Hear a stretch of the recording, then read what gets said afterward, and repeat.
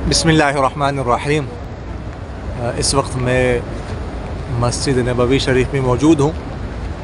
ये आपके सामने गुंबद खिजरा नज़र आ रहा है। तमाम हज़रात दुरूद शरीफ पढ़ लें। गुंबद खिजरा और ये जो इमारत नज़र आ रही है ना, ये यहाँ तक, इसके बारे में आता है कि 600 साल पुरानी, तकरीबन इससे ज़्यादा अर्सा भी हो सकता है। ये इमारत बाहर से अगर से बाद में मरम्मत की गई है, ठीक है, लेकिन अंदर से जो इमारत है ना, तकरीबन 600 साल या इससे भी ज़्यादा अर्सा इसको हो गया है।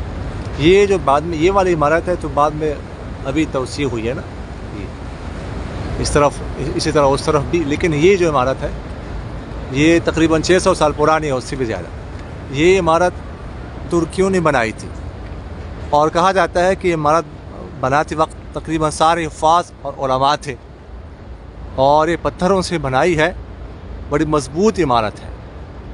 और कहा जाता है कि जब वो ये इमारत बना रहे थे ना, तो उस वक्त पत्थर उठा रहे थे, बिल्कुल खामोशी, दुरूद शरीफ पढ़ते जाते थे और पत्थर उठाते जाते थे और रखते जाते थे, बिल्कुल खामोशी थी।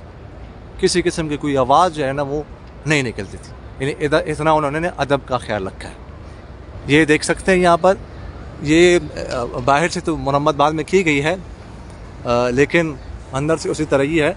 और ये यहाँ पे इससे आपको कुछ अंदाज़ा हो जाएगा, ये बाबुस्सलाम है जहाँ पे पहुँचे हैं। इससे आप दाखिल होके आगे जो है वो लोग सलाम पेश करते हैं। इस इमारत से आपको अंदाज़ा हो सकता है कि ये जो है ना वो कितनी पुरानी इमारत है।